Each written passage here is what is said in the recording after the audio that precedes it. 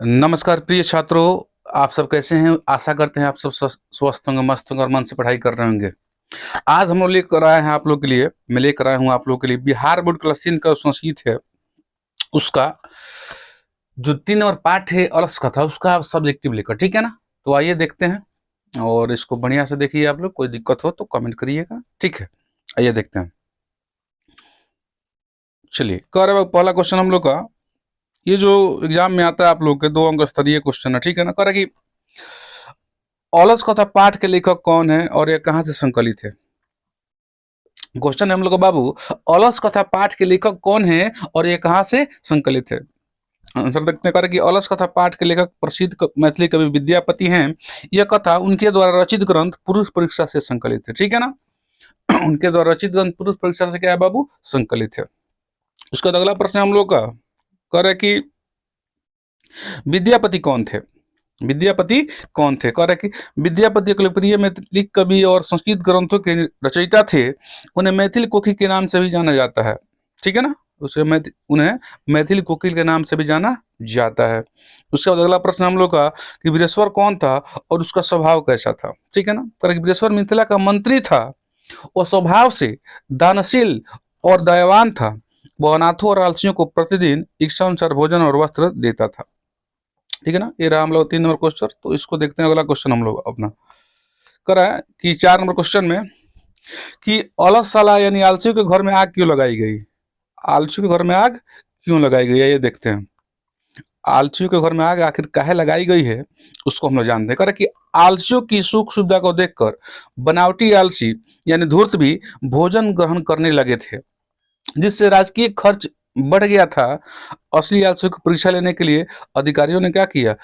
अलग में आग लगा दी। देखिए, मंत्री क्या कर रहे थे कि और आलसियों को, अनाथों को भोजन दिला रहे थे, लेकिन छल कपट से जो धूर्त थे वो भी इसे ग्रहण करने लगे, तो अधिक पदार्थ खर्च हो रहा था, द्रव्य खर्च हो रहा था। इसलिए आलसियों की परीक्षा लेने के लिए अलग में का आग लगा दी गई, ठीक है ना? एक हम लोग का।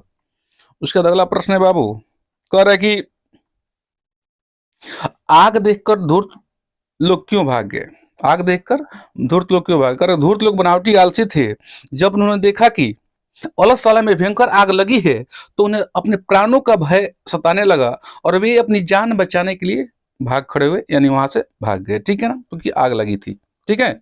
चलिए, उसके बाद अगला प्रश्न बाबू हम लोग का कि अलग में आग लगने पर भी चारों आलसी क्या कर रहे थे? अलग में जब आग लगी थी तो चारों आलसी क्या कर रहे थे, ठीक है ना? ये प्रश्न हम लोग का कि आग लगने के बाद भी चारों आलसी घर से नहीं भागे, वे सोए हुए थे और आपस में बात कर रहे थे। उन्हें अपनी जान की से ज्यादा अपने बातचीत की परवाह थी। कहा जा रहा है कि जब आग लगी थी तो चारों आलसी नहीं भागे, क्योंकि वे सोए हुए थे और आपस में बात कर रहे थे। उन्हें अपने जान से ज्यादा अपनी बातचीत की परवाह थी, ठीक है ना? उसके बाद अगला प्रश्न बाबू बनी हम लोग का, कह रहे कि प्रथम आलसी ने क्या कहा? प्रथम आलसी ने क्या कहा? प्रथम आलसी ने कहा कि पहले आलसी ने कहा कि मुख पहले आलसी ने अपने मुख को कपड़े से ढककर कहा, अरे ये कैसा शोरगुल है, ये कैसा हल्ला है, कैसा कोलाहल है, मैंने हल्ला है, ठीक है? उसका अगला प्रश्न हम लोग का, द्वितीय आलसी ने क्या कहा? द्वितीय आलसी ने क्या कहा, ये उसका आंसर देखते हैं, ठीक है ना? करे कि द्वितीय आलसी ने तर्क दिया, लगता है कि इस घर में आग लगी है। दूसरे आलसी ने कहा कि लागत है घर में आग लग गई बा, लगता है इस घर में आग लग गई है, ठीक है ना? उसका देखिए अगला प्रश्न क्या हम लोग का। अगला प्रश्न बाबू इन बनी, करे तृतीय आलसी ने क्या कहा? तृतीय आलसी ने क्या कहा? करे तीसरे आलसी ने कहा, क्या यहाँ पर कोई ऐसा धार्मिक व्यक्ति नहीं है जो हम पर भीगा हुआ वस्त्र या चटाई डाल दे जिससे आग बुझ जाए? यानी कहने का मतलब है कि कोई भी ऐसा धार्मिक व्यक्ति नहीं है जो जल से भीगा वस्त्र और चटाई हम लोग पर डाल दे ताकि आग क्या हो जाए जी? बुझ जाए, ठीक है ना? उसके बाद अगला प्रश्न हम लोग का, इसको देखते हैं बाबू। कह रहे कि कह रहा है चौथे आलसी ने क्या कहा, चतुर्थ आलसी ने क्या कहा? चौथे आलसी ने कहा, सबको डांटते हुए कहा चौथे आलसी ने सबको डांटते हुए कहा, अरे वह चालू बहुत बोलने, और चाला का मतलब क्या होता है? बहुत बोलने वाला, ठीक है? तुम लोग कितनी बातें करते हो, चुपचाप सो क्यों नहीं जाते? चुपचाप सो क्यों नहीं जाते, ठीक है ना? चलिए, उसके बाद अगला प्रश्न हम लोग को देखिए ध्यान से। कर आलसियों को आग से कैसे निकाला गया? आलसियों को आग से कैसे निकाला गया, ठीक है ना? तो जब चारों आलसी आग की लपटों के बीच भी बातें कर रहे थे, तब नियोगी पुरुष यानी अधिकारी ने, मंत्री के अधिकारी ने उनके प्राण बचाने के लिए उनके केस यानी बाल को पकड़कर उन्हें घर से बाहर कर दिया। मैंने आग जहां लगा था ना, मंत्री का जो कर्मचारी अधिकारी था, लोग क्या किया, आलसियों के केस यानी बाल को पकड़ कर घर से बाहर कर दिया। ठीक है ना। उसे अगला प्रश्न है, आलसी पुरुष को बाहर निकालने के बाद नियोगी पुरुष ने क्या कहा। आइए इसका आंसर देखते हैं बाबू। कह रहे कि उन्होंने कहा कि बच्चों की गति माँ है, पत्नी की गति पति है, लेकिन आलसियों की गति यानी रक्षक संसार में केवल दयावान पुरुष ही होते हैं। ठीक है ना। उन्होंने कहा कि बच्चों की गति क्या है जी, माँ है, पत्नी की गति किससे, पति है, लेकिन आलसियों की गति यानी रक्षक संसार में केवल दयावान पुरुष ही होते हैं। ठीक है ना। चलिए उसके बाद अगला प्रश्न बाबू हम लोग का कि करे कि पुरुष परीक्षा ग्रंथ का महत्व क्या है, क्या महत्व है, पुरुष परीक्षा ग्रंथ का क्या महत्व है। पुरुष परीक्षा मानवीय गुणों के महत्व को बताती है और दोषों को दूर करने की शिक्षा देती है। अलस कथा के माध्यम से यह बताया गया है कि आलस मनुष्य का सबसे बड़ा क्या है, दुश्मन है, शत्रु है। ठीक है ना। चलिए इसके बाद अगला प्रश्न है, उसको देखते हैं हम लोग। कर बाबू 14वां नंबर प्रश्न हम लोग का कि बनावटी आलसी किसे कहा गया है, बनावटी आलसी किसे कहा गया है।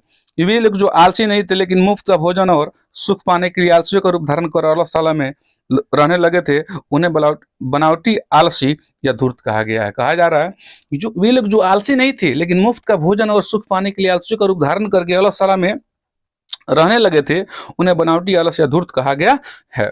ठीक है ना। चलिए उसके बाद अगला प्रश्न बाबू कह रहे कि आलस मनुष्य का शत्रु क्यों है। 15 नंबर क्वेश्चन क्या है बाबू कि आलस जो है, माने आलस्य जो है मनुष्य का शत्रु क्यों है। करके आलस के कारण मनुष्य अपना कर्म नहीं कर पाता है, जिससे उनकी उन्नति रुक जाती है और दूसरों पर आश्रित हो जाता है और अपने जीवन में संकट डाल देता है, जैसे कि अलस कथा में देखा गया है। ठीक है ना। आग लगी थी, आप देख पा रहे थे हम लोग की भाग नहीं रहा था, जल के मर जाता सब, वही ना। करके अलस कर बाबू कि आलस के कारण मनुष्य अपना कर्म नहीं कर पाता, जिससे उसकी उन्नति रुक जाती है, तरक्की नहीं कर पाता है वो, और दूसरों पर आश्रित हो जाता है और अपना जीवन संकट में डाल देता है, जैसा कि अलस कथा में देखा गया है। ठीक है ना। उसके बाद अगला प्रश्न बाबू, संसार में आलसियों का रक्षक कौन होता है, संसार में आलसियों का रक्षक कौन होता है, आइए देखते हैं। कह रहा बाबू कि संसार में आलसियों का रक्षक कौन होता है। कह रहा संसार में आलसियों का रक्षक केवल करुणिक यानी दयावान व्यक्ति ही होता है, दयावान व्यक्ति के बिना आलसी जीवित नहीं रह सकते हैं। अगर संसार में दयावान लोग ना हो, दयालु लोग ना हो, तो आलसियों का आश्रय नहीं हो सकता, आलसी जी नहीं सकते हैं। ठीक है, ये कहने का मतलब है। 17 नंबर क्वेश्चन बाबू, मिथिला के मंत्री वीरेश्वर की क्या विशेषता थी। ठीक है ना। मिथिला के जो मंत्री वीरेश्वर थे उनकी क्या विशेषता थी। ठीक है।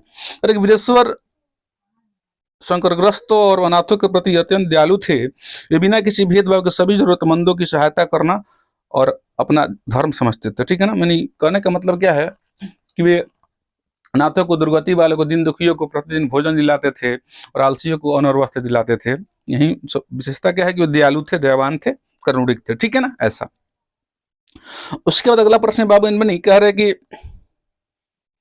अलसला पाठ से हमें क्या शिक्षा मिलती है, सॉरी अलसला कह रहे हैं, अलस कथा पाठ से हमें क्या शिक्षा मिलती है। ठीक है ना। अलस कथा पाठ से हमें क्या शिक्षा मिलती है। अगर इस पाठ से हमें यह शिक्षा मिलती है कि आलस एक महान रोग है। आत्मरक्षा और जीवन निर्वाह के लिए व्यक्ति को कर्मशील होना चाहिए। आलसी व्यक्ति का कल्याण केवल दयावानों के भरोसे होता है। ठीक है ना। चलिए उसके बाद अगला प्रश्न हम लोग 19 नंबर, धूर्तों की पहचान कैसे हुई, धूर्तों की पहचान कैसे हुई। जब अलसला में आग लगाई गई तो असली आलसी वहीं सोए रहे, जबकि स्वार्थी और बनावटी आलसी आग को देखकर भाग गए, तुरंत भाग गए। इस प्रकार उनकी पहचान हो पाई कि असली आलसी कौन है और नकली कौन थे। चलिए अंतिम प्रश्न देखते हैं। बाबा ने कह रहा है, अंतिम प्रश्न में कह रहा है कि आलसियों की सुख सुविधाओं को देखकर कौन आकर्षित हुए। आलसी लोग के सुख सुविधा को देखकर कौन लोग आकर्षित हुआ है, देखना हम लोग को। और ये आलसियों को मिलने वाले मुफ्त भोजन और वस्त्रों को देखकर समाज के धूर्त और कमजोर कामचोर लोग आकर्षित हुए और वे भी अलसला में आकर रहने लगे और भोजन प्राप्त करने लगे, वस्त्र प्राप्त करने लगे। तो बाबू बनिए रहा हम लोग का अलस कथा का सब्जेक्टिव 20 बहुत इंपॉर्टेंट, जो कि 2027 के एग्जाम के लिए बहुत ही महत्वपूर्ण है।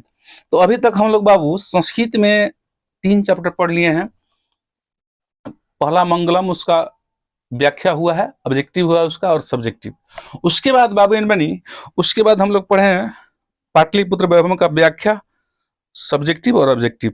उसके बाद पढ़े हैं आज ये जो चैप्टर चल रहा था अलस कथा, अलस कथा का पढ़ लिया हम लोग व्याख्या, ऑब्जेक्टिव और क्या जी सब्जेक्टिव, यानी हम लोग का टोटल प्यूसम यानी क्लास 10th का संस्कृत उसका 9 वीडियो बन चुका है, ठीक है ना, 3 चैप्टर तक का। इसके बाद हम लोग लेकर आएंगे आप लोग समझ चौथे चैप्टर का, बहुत जल्द हिंदी भी शुरू होने वाला है इस चैनल पे, ठीक है ना। बने रहिए आप लोग, और अच्छा लगे तो चैनल को सब्सक्राइब कीजिए, वीडियो को लाइक कीजिए, अपने दोस्तों के साथ शेयर कीजिए। आज के लिए इतना ही, मिलते हैं अगले क्लास में। नमस्कार।